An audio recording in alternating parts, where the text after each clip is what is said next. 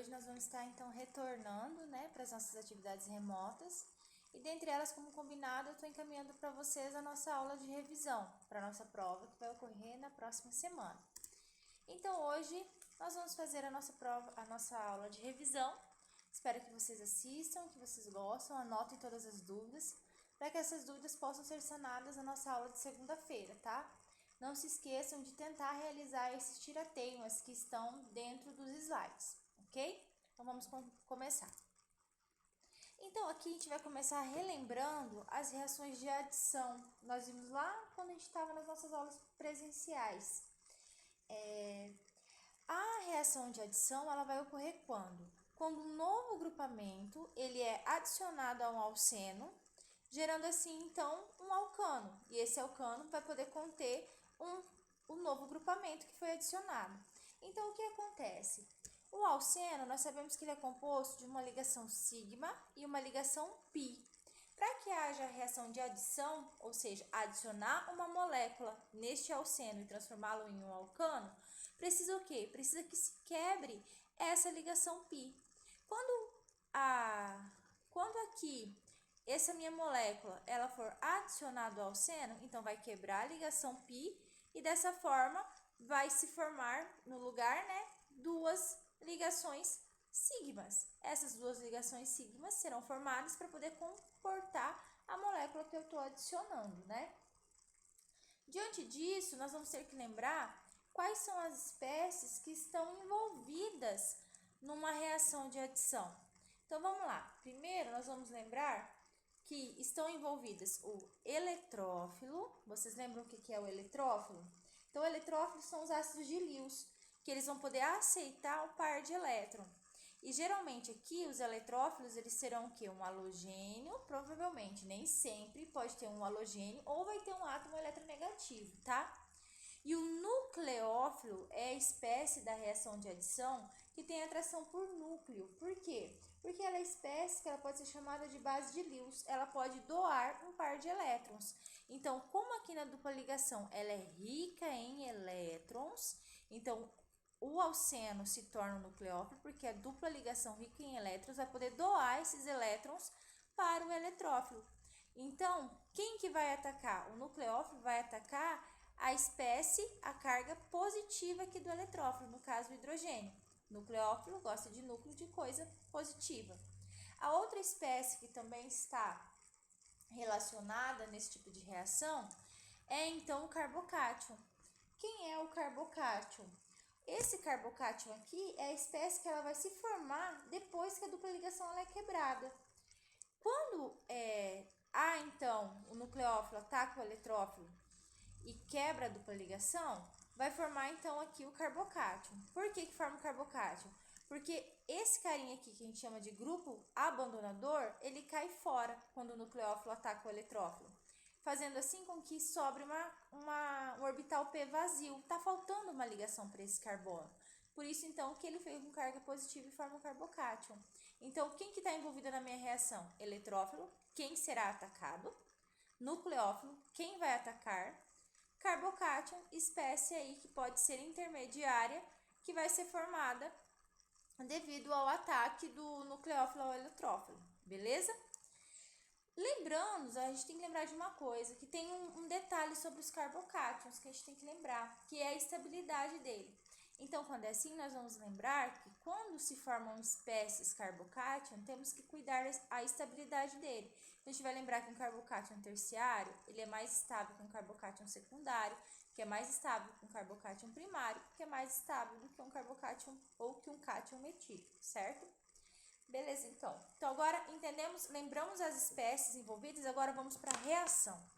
Então, de uma forma geral, nós vamos ter a reação em duas etapas. Quais são essas etapas? A primeira etapa é o ataque do nucleófilo ao eletrófilo, com a saída do grupo abandonador. O grupo abandonador aqui está representado pelo X, certo? Formando assim, então, o carbocátion. O carbocátion, você pode ver que o que fez que quebrasse a ligação? O nucleófilo ele capturou esse hidrogênio aqui, ó. Então, quando ele captura esse hidrogênio, tem a saída do grupo abandonador e forma o carbocátion. Olha aqui o hidrogeninho capturado. O carbocátion fica faltando uma ligação mas ele ainda tem na solução, no meio da reação, o grupo abandonador que está fora. Então, o que vai acontecer agora? Na segunda etapa, nós vamos ter o quê?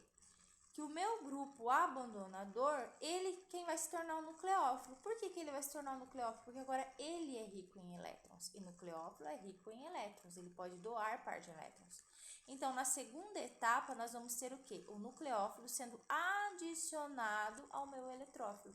Adição quer dizer que todo mundo que estava na primeira etapa como eletrófilo, lá no final, ele é adicionado totalmente no meu produto final. Então, é isso que é uma reação de adição. É a inserção total do substrato no alceno, formando um novo produto. Então, esse é o geral da reação que vocês lembram que a gente estudou lá, beleza? Então, vamos para o próximo. Então, vamos ver um exemplo de uma reação, como eu já tinha falado um pouquinho antes.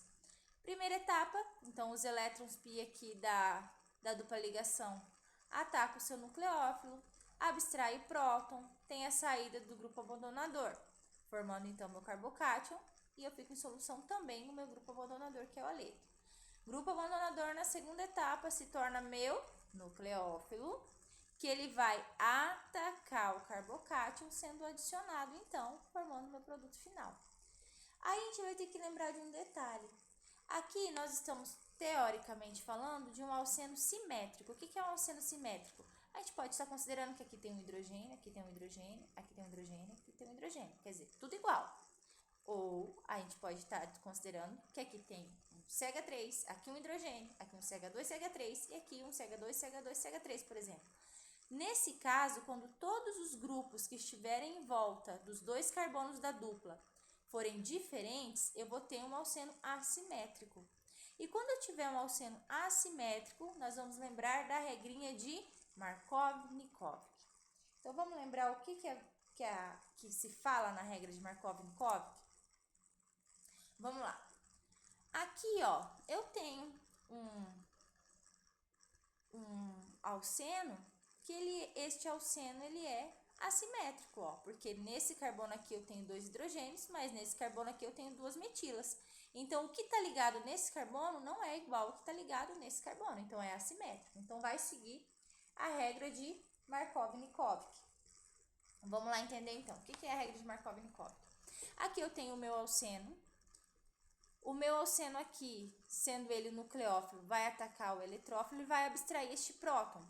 Aí que entra a regra de Markov-Nikovec. Eu tenho que saber onde eu vou adicionar esse próton. Eu vou adicionar esse próton neste carbono ou eu vou adicionar o próton neste carbono?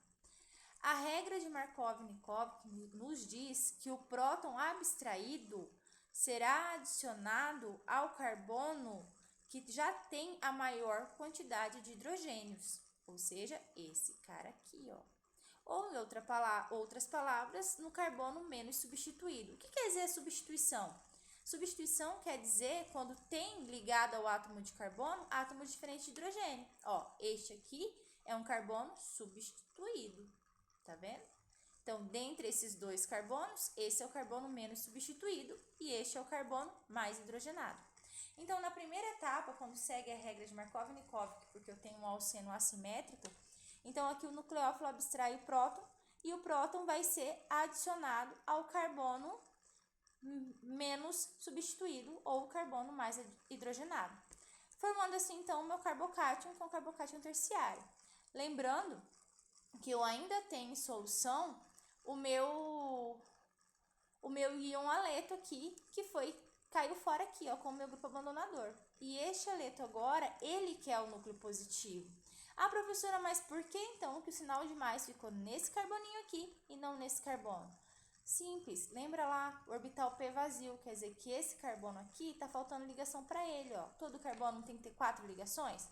1, 2, 3. Por que não é esse aqui? Ó, porque ele já tem 2 hidrogênios. Então, 1, 2, 3 hidrogênios com esse e a 4 ligação está feita com carbono. Então, aqui o nucleófilo da segunda etapa, que é o íon aleto que caiu fora na primeira, no grupo abandonador, vai ser adicionado ao carbono da carga positiva, ao carbono que está faltando ligação aqui nesse carbocátion. E esse carbocátion é um carbocátion estável. tendo assim, então, o meu produto principal, que é o 2-bromo, 2-metilpropano. Beleza? Então, esse aqui é a reação que vai acontecer. Não que essa outra não aconteça, por exemplo, assim, por que não adicionar nesse primeiro carbono? Poderia? Não que não vai acontecer, mas ela não é estável. Por que ela não é estável? Porque ela formaria um carbocátion primário, e um carbocátion primário não é estável. Então, pouco produto provavelmente seria formado, ok? Então, para vocês lembrarem um pouquinho, faz um tira-teima com a reação do 2-but-1-eno com ácido bromídrico, tá? Lembra de montar a estruturinha bem bonitinha, para vocês conseguirem entender. Então, não esquece como que ocorre a reação de adição via regra de Markov-Nikov. O hidrogênio abstraído do eletrófilo, ele é abstraído e adicionado ao carbono mais hidrogenado ou menos substituído, para gerar o carbocátion, ok? E reação de adição quer dizer o quê? Todo mundo que estava aqui como eletrófilo, lá no seu final da sua reação, no seu produto final, todo mundo tem que estar dentro do seu produto final, beleza? Então, vamos estar continuando aqui.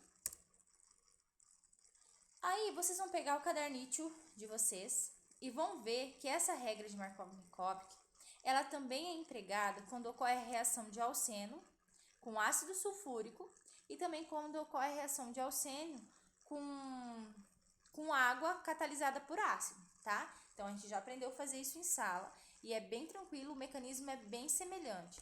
Exceto que esse aqui envolve uma etapa a mais, que é de abstração do próton. Mas para você estar tranquilo, a gente já fez até a lista de exercícios, nós fizemos isso em sala, tá tranquilo para vocês. Revisem aí, tá ok? Aí vai ter um detalhe também que vocês vão precisar estar dando uma estudada.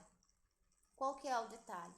Que quando essa reação de alceno ocorrer com HBr, que é o ácido bromídrico, e na flechinha de reação estiver mostrando para você, ou falar então no enunciado, que existe o peróxido na reação, quer dizer que ela vai ocorrer via mecanismo anti-Markov-Nikov, que vai formar aquela reação em cadeia que nós estudamos em sala de aula, tá bom? O que seria um mecanismo anti-Markov-Nikov? Se no Markov-Nikov o hidrogênio é adicionado ao carbono mais hidrogenado, no anti-Markov-Nikov, que é o contrário, né? Ele é adicionado no carbono menos hidrogenado. Então, eu tenho certeza que vocês vão relembrar, ok?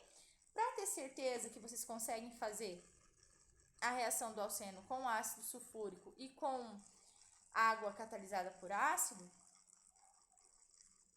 vocês então vão fazer o seguinte: vocês vão fazer o tirateima 2 e o tirateima, vai fazer o tirateima 2, o A e o B, tá? Tentem fazer, que se vocês não conseguirem, já é uma deixa para nós tirarmos a dúvida na nossa aula, tá bom? Então, vamos lá. O que acontece? Só um detalhe. Por que eu falei aqui, eu disse que é reação de alceno com água catalisada por ácido? Isso também pode ser chamada de reação de alceno catalisado por ácido diluído, tá? O que é o diluído? Nada mais é que o ácido dissolvido em água, tá bom? Eu quero que vocês olhem no caderno de vocês os detalhes das reações que vocês tinham, que nós anotamos durante as aulas, que são os reagentes que estão no meio da reação, os componentes, tá bom? Deem uma olhadinha nessa, os solventes que podem ser usados para cada tipo de reação, vocês têm tudo isso no caderno. Aí eu gostaria que vocês estivessem revisando. Tenta aí também fazer para a gente, então, esses dois tiratemas, ok? Então, vamos continuar aqui. Eu espero que vocês estejam acompanhando. Se eu estiver falando muito rápido, vocês me dêem um toque para a próxima aula, que daí eu já sei que eu tenho que falar mais devagar. Mas eu estou tentando repetir várias vezes o mecanismo, para ver se fixa na cabeça de vocês, tá? Mas eu sei que vocês vão conseguir já lembrar só de assistir a aula, porque a gente já teve isso em sala. Então, vamos continuar aqui. Aí, tem alguns mecanismos de adição que já não seguem mais lá o nosso Markov-Nikov, que era o que a gente estava estudando até agora, né? Então, vamos ver quais são esses mecanismos. Nesse caso aqui, nós vamos falar agora da adição de bromo a um alceno. Quando ocorre a adição de bromo, que eu tenho dois aletos aqui, no caso aqui é o BR2, ou na verdade poderia ser Cl2 e 2 F2, qualquer halogênio, nós vamos formar Então, é um outro intermediário. Essa reação de halogenação de alcenos, ela vai ocorrer da seguinte forma.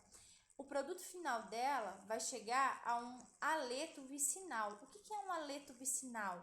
É quando você tem, vou dar aqui o exemplo do bromo, o halogênio ligado cada um em um carbono e estes carbonos são vizinhos, ó. Este bromo está neste carbono, sendo que este carbono é vizinho deste carbono aqui, ó. Então, um aleto vicinal é quando os halogênios são adicionados em carbonos vizinhos, tá? Então, este é o seu produto final. Então, vamos lá. Primeira coisa que vocês estão observando aqui, cadê o carbocátion? Nessa reação aqui, não forma carbocátion. Vai formar como intermediária um íon halônio. Nesse caso aqui, um íon bromônio, porque eu estou falando do bromo. Então, vamos ver como acontece? Então, eu vou ter aqui o meu aleto, meu Br2, mas olha aqui quanto elétron ele tem em volta. Vocês estão vendo? Ó, a nuvem eletrônica do bromo, da molécula de Br2, ela é muito grande. Assim como aqui no alceno, eu já disse para vocês que aqui também é rico em elétron. Então, essa nuvem eletrônica, ela entra em choque com essa nuvem eletrônica, da repulsão. Então, o que acontece? O alceno, ele chega perto do bromo mais próximo dele. Quando ele chega perto do bromo mais próximo, este bromo aqui ataca a dupla ligação, ao passo que a dupla ligação ataca o bromo. E neste momento, um dos bromos, ele se abstrai, ele abandona a molécula. Dessa forma aqui, um bromo entra aqui e forma essa espécie cíclica com o seu alceno. Tá vendo? Ele forma o íon halônio, ó, essa espécie cíclica, que ele faz ligação tanto com este carbono quanto com este carbono. Mas e aí, e agora? O que acontece? Com a formação deste intermediário, e nós falamos que esse bromo aqui, ele caiu fora, ele abandonou o brominho aqui, ele é um bromo abandonador, meteu o pé, então o que acontece? Esse bromo aqui que está em solução, ele vai fazer parte da segunda etapa da reação. Como que isso vai acontecer agora? Esse bromo, ele vai atacar por trás um dos carbonos, nesse caso aqui escolheu esse carbono positivo aqui, mas indiferente se você atacasse esse carbono ou este carbono. É porque aqui está mostrando didaticamente, porque teoricamente esse bromo está mais perto desse carbono aqui. Então, talvez fique mais fácil para vocês representarem também quando vocês forem fazer. Então, o bromo ataca o carbono por trás, ao passo que o que acontece? Ao passo que a ligação do íon halônio é rompida. Quando essa ligação é rompida, o bromo que atacou é adicionado e o bromo que estava no halônio com a ligação rompida fica no carbono vizinho, tá vendo? Então, você vai ter aqui um dialeto vicinal. E é interessante mesmo que vocês consigam visualizar a proporção de um para cima e um para baixo. Geralmente, eles são colocados em posições opostas, tá? Até isso está relacionado também com o problema de nuvem eletrônica, tá? Então, fica mais plausível essa estrutura aqui. Então, essa é a halogenação de alcenos e ela não segue, então, lá para a gente entender os mecanismos de Markov-Nikov, porque ela pega outro caminho. Vocês viram que não tem nem carbocátion. O intermediário que gera aqui é o halônio. Beleza. Além desse tipo de reação, a gente tem outra, que é essa aqui, ó, a formação da aloidrina. A aloidrina é aquela que no final você vai ter no produto tanto um halogênio quanto um OH de álcool. E essa reação vai ocorrer em meio aquoso, tá? Então, essa reação aqui é uma adição de halogênio em meio aquoso. Então, vamos lá. Essa primeira etapa é a mesma que a gente viu anterior, em que o alceno ataca a molécula de halogênio, de aleto aqui está representado por X, podia ser Br, ao passo que a minha molécula de halogênio ataca aqui o meu alceno, a dupla ligação, né? Formando a espécie intermediária halônio e o aleto. Beleza. O que difere a segunda etapa? Na segunda etapa antes, esse carinha aqui que iria atacar o carbono por trás, ia romper essa ligação e nós teríamos um aleto neste carbono e um aleto neste carbono. Mas a segunda etapa agora vai entrar uma outra espécie. Qual é a espécie que vai entrar? A água. Então, o que muda da reação anterior, da adição na reação de halogenação a alcenos, o que muda é a segunda etapa. Na segunda etapa, quem vai atacar o carbonídeo aqui por trás é uma molécula de água. Então, a molécula de água vem, ataca o carbono por trás. Ao passo que ela ataca o carbono por trás, quebra a ligação aleto-carbono. E a molécula de água se liga a este carbono. Aí eu fico com uma aloidrina protonada. O que é aloidrina protonada? Eu fico com um hidrogeninho a mais nessa ligação. E não é o que eu quero, porque eu quero formar um haloálcool no final. Então, o que acontece? Vem uma outra moléculazinha de água. Essa moléculazinha de água abstrai um próton da minha aloidrina protonada, formando assim, no final, um álcool halogênio. E eu tenho como subproduto um H3O+, ok? Então, essa daqui é a reação para a formação de um haloálcool. O que difere ele para apenas da halogenação é a segunda etapa, que a molécula de água começa a participar da reação aqui, ok? E faltou apresentar aqui, perdão, ficou faltando aqui. Deixa eu pegar uma canetinha, que agora eu aprendi a usar esse recurso. Então, aqui também ficou faltando no subproduto, mais o X- aqui, ó. Ele também permaneceu na reação, tá? Ele ficou na reação como subproduto. Beleza? Deixa eu trocar aqui. Ok. Eu quero que vocês lembrem de dar uma revisada no caderno de vocês. Essa parte aqui, ó, hidroxilação sim de alcenos e a clivagem oxidativa de alcenos. Eu não coloquei aqui no slide, pessoal, porque senão eu ia acabar dando novamente aquela aula. E não é a intenção é só revisar. E aquela parte é bem tranquila, então deem uma olhadinha nela, deem uma olhadinha nos exercícios que foram feitos na lista, tá? Então, vamos continuar aqui. Aí, a gente já viu a reação de adição. Aí, agora, nós vamos ver a reação de substituição e a reação de eliminação. Então, vamos lá. Lá na reação de adição, a gente estava adicionando alguém ao alceno. Na reação de substituição, o nome já diz, alguém vai ser substituído. Quem vai ser substituído? É o que nós vamos descobrir, ok? Na reação de substituição, você vai ter um nucleófilo. O nucleófilo, ele vai atacar o seu substrato. O substrato vai ser o quê? Um aleto. O que é um aleto? Um grupo carbônico ligado a um halogênio. Bromo, cloro, flúor, iodo, tá? Então, por que o nucleófilo ataca o carbono? Porque o carbono aqui vai ficar com o centro positivo. Por que ele vai ficar com o centro positivo? Porque o halogênio é uma moléculazinha, um átomozinho muito eletronegativo. Como aqui eu tenho algo muito eletronegativo, aqui eu tenho que ter algo eletropositivo. E o nucleófilo tem atração por espécies positivas. Por isso que o nucleófilo ataca o carbono do meu aleto aqui, tá? Então, quem vai ser substituído? O halogênio. E o halogênio é aquele que eu chamo de grupo abandonador. Então, o nucleófilo vai atacar o meu carbono para substituir o halogênio, tá bom? Então, isso é a substituição. Alguém cai fora, alguém entra. Quem cai fora? Grupo abandonador, halogênio. Quem entra? Nucleófilo. Beleza? Então, essa é a reação de substituição.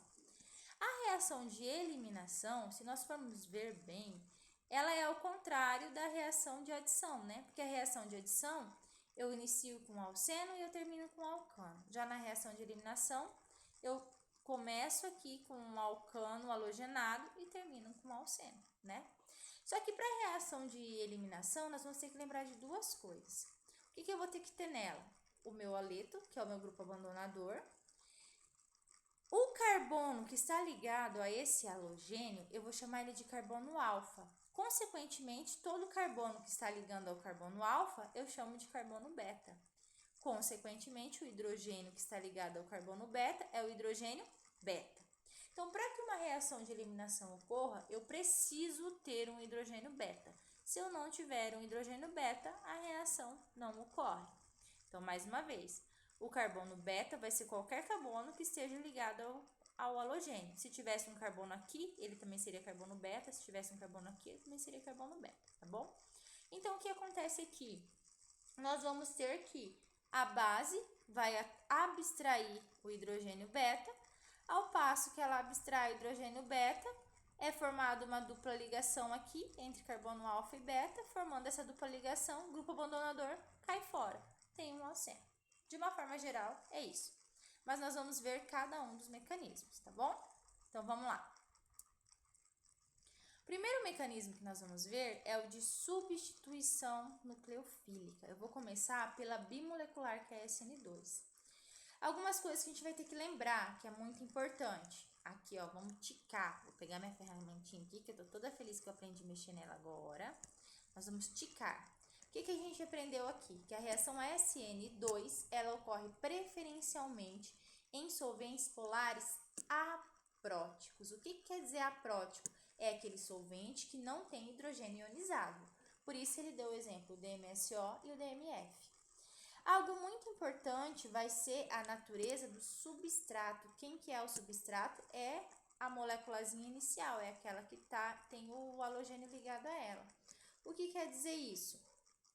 Que nós vamos precisar ver a questão de que grupos substituintes volumosos vai impedir que a reação ocorra por SN2. Por isso, a reação de SN2 geralmente ocorre quando eu tenho aletos de alquila primário e secundário. Reação de substituição, guardem bem isso. Por quê? Porque eu preciso ter esse carboninho aqui desimpedido para que o meu nucleófilo ataque. Então, se aqui eu tivesse, por exemplo, vou pegar minha canetinha aqui de novo, que agora eu gostei disso. Se eu tivesse, por exemplo, aqui um grupo substituinte diferente de carbono, aqui um grupo substituinte, diferente de hidrogênio, e aqui outro grupo substituinte diferente de hidrogênio. Ó como esse carbono aqui fica impedido. Por isso que quando eu tiver um aleto de alquila terciário, o nucleófilo não consegue atacar o carbono por um mecanismo SN2. Só quando eu tiver um aleto de alquila primário ou secundário, ok? Então, vamos apagar aqui. Ah, é muito chique isso, adorei. Vamos voltar aqui. Então, vamos continuar. Outro detalhe. Essa reação, ela ocorre quando eu tiver bases fortes, geralmente hidróxido, tá? E um detalhe grande, quando eu tiver alcanos assimétricos, que a gente já aprendeu o que é assimétrico, muda a configuração, que é o que eu chamo de efeito guarda-chuva. Na verdade, de qualquer maneira muda, em simétrico ou assimétrico. Só que quando você tiver o assimétrico, é mais visível, porque você vai mudar uma configuração, por exemplo, de R para S. Já quando ele é simétrico aqui, não dá diferença. Então, vamos aprender? Vamos lá, aprender não, olha eu falando errado, vamos revisar. Então, aqui eu tenho a minha base forte, que é o meu nucleófilo. Ele vai estar atacando o carbono por trás, isso é muito importante, atacando o carbono por trás. No mecanismo SN2, tudo ocorre em uma única etapa. Ao passo que ele ataca o carbono por trás, eu tenho a saída do meu grupo abandonador. Nisso, eu vou formar uma espécie intermediária, que é que eu vou chamar de estado de transição. O que vai ocorrer no estado de transição? Eu tenho ligações sendo formadas, que é aqui ó, a minha base que atacou o meu carbono, está se ligando ao carbono, e ligações sendo rompidas. Ao passo que o OH está se ligando ao carbono, o carbono está quebrando a ligação com o cloro. E por que inverte? Por que faz este efeito guarda-chuva? Justamente porque esse ataque é feito por trás, tá? Então, todo mundo que estava do lado esquerdo, neste momento, foi pro lado direito. É só inverter mesmo, gente. É inverter. Se estava de um lado, vai pro outro, ó. Observa que ele entra no lado contrário do cloro, ó. O cloro estava na frente, agora a hidroxila veio por trás. E como essa nuvem eletrônica aqui é bem grande, por isso que ela desloca todo mundo para o outro lado, inverte a configuração, que é o que a gente chama de efeito guarda-chuva. Tem que lembrar lá da teoria que nessa reação, as duas espécies que estão envolvidas é que vão determinar a velocidade de reação. Nesse caso, você vai ter tanto a concentração do substrato como a concentração do nucleófilo. Substrato, nucleófilo. Beleza? Vamos ver um outro exemplo aqui. Já aqui, ó, eu tenho o meu carbonítil, o meu substrato assimétrico, ó. O carbono tá ligado ao bromo, a um hidrogênio, a um C6H13 e a um CH3. Então, olha aqui, este cara é diferente deste cara, que é diferente deste cara, que é diferente deste cara. Então, aqui eu tenho um substrato assimétrico. Então, vamos ver aqui uma coisa. Se eu tenho um substrato assimétrico, alguém vai ter maior prioridade que o outro. Como que eu vou fazer isso, pessoal? O que é a prioridade? A gente vai começar a ver a prioridade pelo número atômico do átomo aqui, ó. Quem tiver o maior número atômico é o que vai ter maior prioridade. O átomo que estiver diretamente ligado ao carbono, que tiver o maior número atômico, tem maior prioridade. Neste caso aqui, eu tenho um bromo. O bromo tem maior número atômico. Então, o bromo é minha prioridade 1. Agora, se eu olhar para cá e para cá, quem está diretamente ligado a esse carbono são outro carbono. Ó, carbono, carbono. Tanto esse carbono quanto esse tem o mesmo número atômico. Então, como que eu faço para decidir quem vai ter maior prioridade? Aí eu vou pela massa. Quem tiver maior massa é quem vai ter maior prioridade. Como aqui eu só tenho um carbono e 3 hidrogênios, essa moléculazinha aqui vai ser mais leve do que essa parte que tem 6 carbonos e 3 hidrogênios. Então, aqui para mim é minha prioridade 2. Quem seria minha prioridade 3? O hidrogênio ou o CH3? O CH3. Então, como que está indo a minha prioridade? Está indo aqui, ó, no sentido horário. No sentido do relógio. Então, aqui eu falo que essa espécie é do tipo R, porque os átomos estão dispostos numa forma tridimensional por ordem de prioridade em que está indo no sentido horário. Então, vamos lá. Então, o meu nucleófilo, a base, vai atacar o carbono. Ao passo que essa ligação vai sendo formada, essa vai sendo rompida, formando uma espécie intermediária. Lembrando que todo mundo inverte de configuração. Todo mundo que estava aqui para o lado esquerdo, com a entrada da hidroxila, porque a hidroxila vai entrar do lado oposto ao bromo, é invertido. Mas e quando inverte, será que a configuração fica o mesmo? Então, vamos lá. Se a gente for olhar agora, quem tem maior prioridade diretamente ligado ao carbono é o oxigênio. Então, aqui, ó, prioridade 1. Nós já vimos que entre o CH3 e o C6H13 é o C6H13. Então, observem que no meu produto final, eu tenho a minha prioridade dos meus átomos na disposição 3D no sentido anti-horário. Então, eu tenho S. Lembrando que isso aqui, para vocês de engenharia de alimentos, isso aqui é enantiômero. Enantiômeros podem ser identificados por um polarímetro. E isso vai ser importante para vocês analisarem a pureza de uma substância, tá? Eu acho que é o ácido lático, eu não tenho certeza, mas eu acho que é o ácido lático, que ele tem uma parte enantiomérica, que ele é conferido pela sua polarimetria e o tanto que desvia a luz, consegue identificar a espécie. Eu não tenho certeza, eu vou conferir isso, daí eu falo para vocês depois, tá? Mas eu sei que é uma moléculazinha muito utilizada em alimentos. Beleza aqui, então vamos continuar. Então terminamos aqui a reação SN2, já entendemos como que ocorre. Entendemos não, relembramos como é que ocorre a mudança de configuração. E já lembramos que para ser SN2 tem que ser um substrato primário ou secundário. Esse cara aqui é secundário, porque tá ligado só a 2 grupos de carbono, tá? E tem que ser em solvente apolar, beleza? Então vamos lá.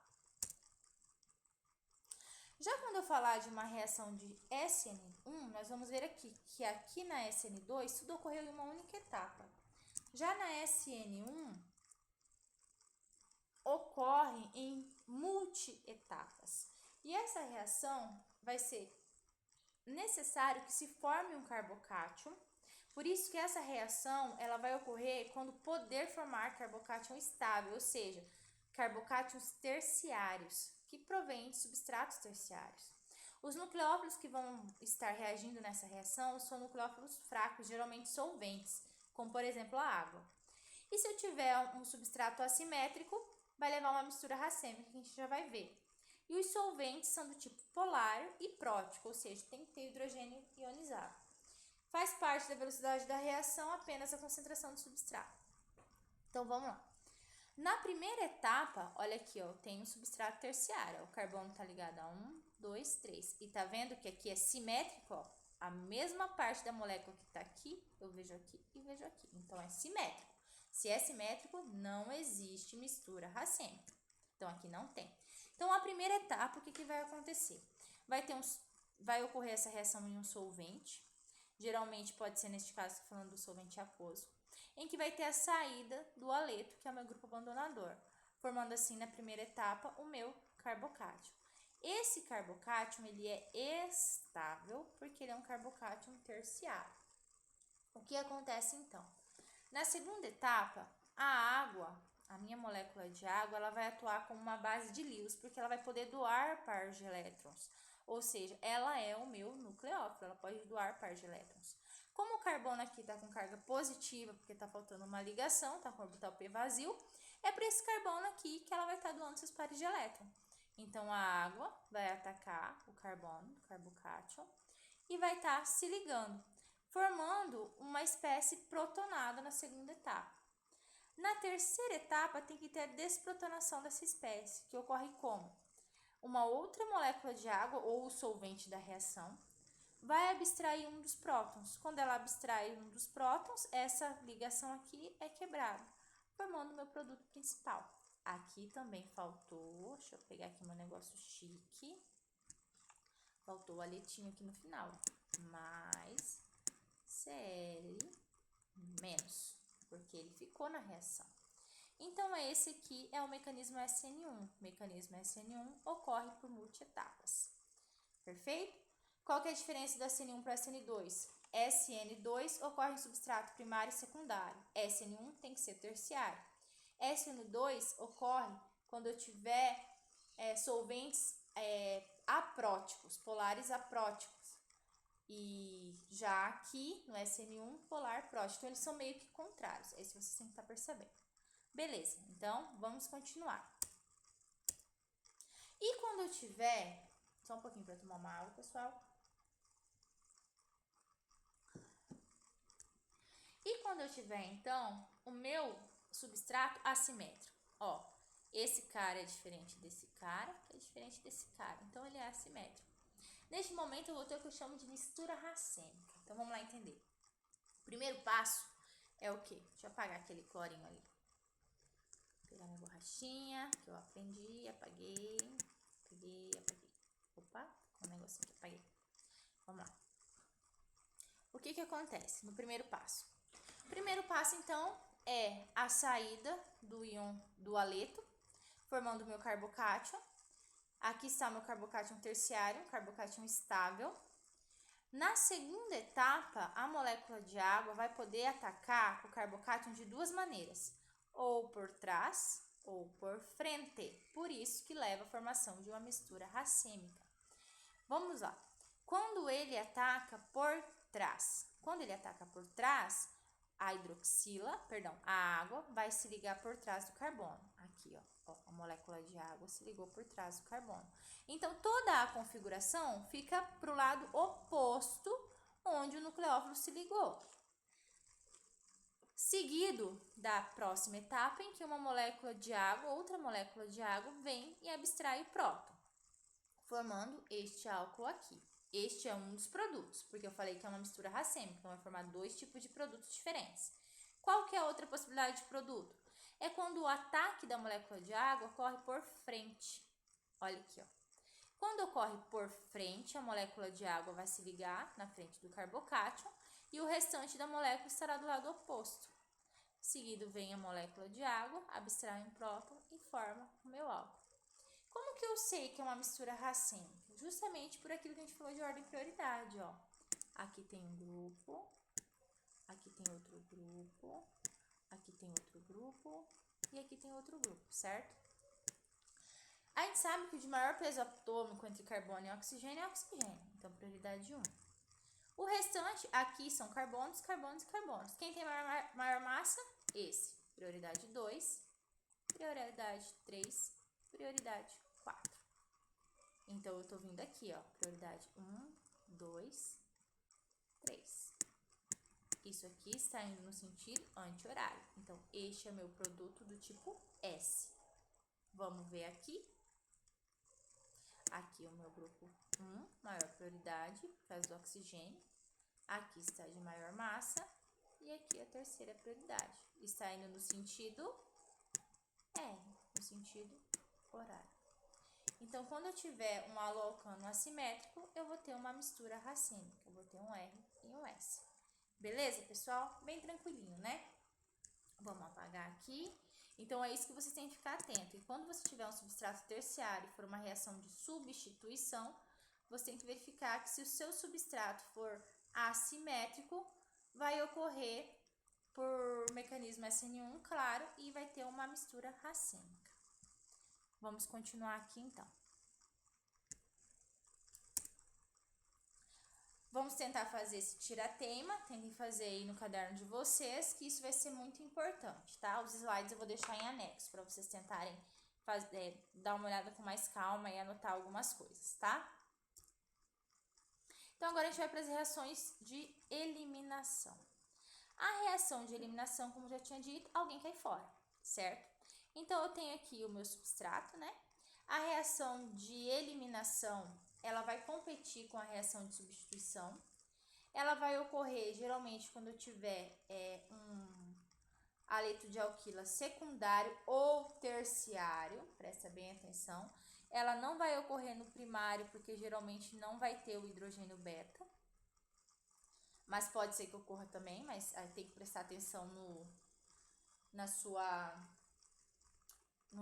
arranjo estrutural, tá? Pode ser que ocorra, já a gente vai ver um pouquinho pra frente. Então, vamos lá.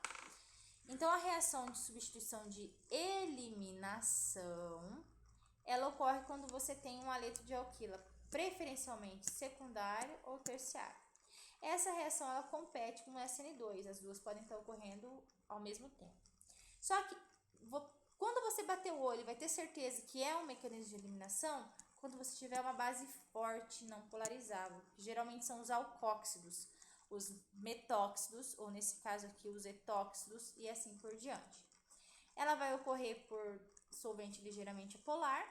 Se você tiver temperatura alta, não vai ocorrer via dois mecanismos, substituição e eliminação, vai prevalecer a eliminação.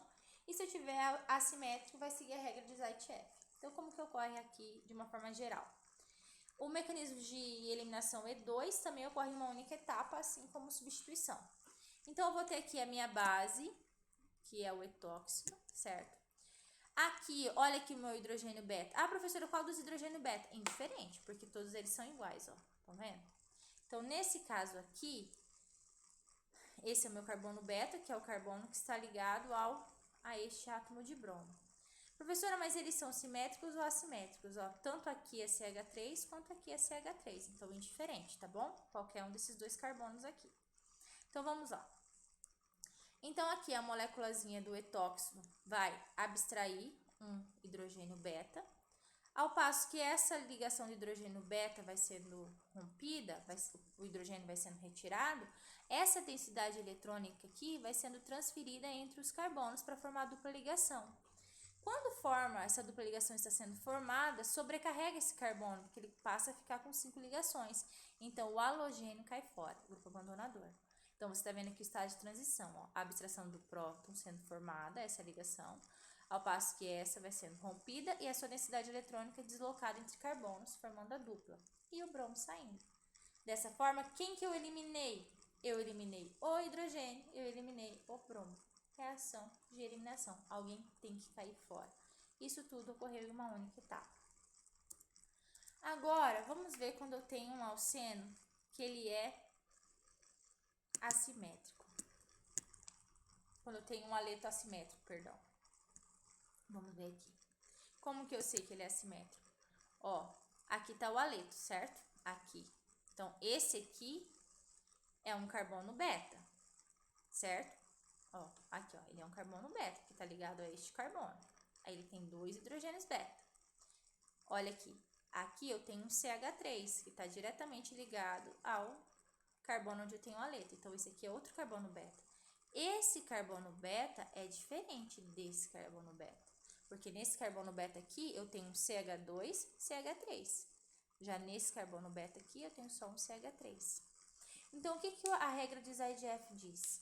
Ele te diz que você pode ter 2 produtos formados na sua reação de eliminação. Só que quem vai formar em maior quantidade vai ser o alceno final que for mais substituído. Lembra o que é substituição? É quando você tem átomos diferentes de hidrogênio ligado diretamente ao carbono. Ó, substituído, hidrogênio, hidrogênio substituído. Então, vamos ver. Vamos começar aqui, ó, seguindo o mecanismo o azul, capturando esse hidrogênio. Então, quando o metóxido captura este hidrogênio, ligação rompida, densidade eletrônica distribuída, ao passo que rompe também essa ligação aqui. Então, ligação rompendo-se, deslocando densidade eletrônica, formando a dupla, caindo fora o halogênio. Olha aqui. Quando ataca o hidrogênio deste carbono beta, eu tenho este produto. Já quando eu ataco o hidrogênio deste carbono beta aqui, ó, do lado direito, eu tenho este outro produto, ó. Capturei o hidrogênio, ligação sendo formada aqui, né? A dupla ligação sendo formada, ao passo que o haleto cai fora. Então, vou ter esse produto aqui. Então, olha só, qual deles é que vai ter a maior quantidade? O que vai ser formado em maior quantidade por ser mais estável é esse cara aqui em azul, ó. Por quê? Porque o estado de transição em que os carbonos da dupla são mais substituídos, eles são mais estáveis. Então, vamos comparar aqui. Este carbono tem uma substituição e este tem uma. Vamos ver aqui. Esse carbono não tem nenhuma substituição e este carbono tem uma. Então, esse aqui é o produto mais substituído. Se vocês tiverem dificuldade quanto à estrutura, que muitos de vocês disseram, faz isso aqui tudo aberto, ó, no seu caderno. Pode fazer reto e direto. Pode fazer reto e direto. Tudo aqui, coloca o CH3zinho aqui no início, aí aqui um CH2zinho, aí aqui um C, o bromo e aqui o CH3, que você vai enxergar certinho, tá? Pode fazer no seu caderno. Tem que lembrar que quando você estiver falando de E2, a velocidade vale tanto para a consideração do substrato quanto do nucleófilo. Mas aí tem um detalhe, que a gente sempre tem uma exceção à regra. Será uma exceção à regra de Zaitsev quando o seu nucleófilo ou a sua base for forte e volumosa. Como aqui está o exemplo do terc-butil, do terc-butóxido aqui, ó, como ele é grandão. Aí o produto que vai formar em maior quantidade vai ser o que for menos substituído. No caso aqui, esse aqui, ó, tá? Ele só vai seguir o caminho contrário. Então, vocês vão ter que prestar atenção nisso. Se a base que for utilizada for uma base volumosa, o seu produto principal vai ser o menos substituído. Duas coisas que a gente tem que prestar atenção para poder identificar se vai ser substituição pelo mecanismo 2 ou se é eliminação. Quando você tiver um haleto que ele for primário e a base for uma base forte, não volumosa como o etóxido aqui, vai favorecer substituição. Lembra que eu falei que quase não formava eliminação quando era haleto primário? Olha aqui, ó, vai favorecer substituição, tá? Agora, quando eu já passo a ter o haleto secundário, quem que é favorecido? Eliminação. Eliminação vai ser uma maior quantidade do que substituição. Reação de eliminação geralmente prevalece por reação de substituição, exceto quando eu estiver falando de um haleto primário, que daí quem favorece é a reação de substituição. Essas proporções aqui, vocês não se preocupem, porque isso aqui tem que ser experimental. Então, basta você saber que quem vai formar em maior quantidade, neste caso aqui de haleto primário, com uma base forte, pequena, é a substituição. E quando você começa a falar de haleto secundário, com base forte, é eliminação, tá? Beleza, pessoal? Aqui é a mesma coisa, ó. Quando eu estiver falando de um haleto terciário, quando eu estiver falando de uma reação de um haleto terciário, devido ao impedimento estérico que tem, sempre é favorecido a reação de eliminação, tá ok? E nesse caso aqui, uma eliminação do tipo 2, porque eu tô falando de uma base forte.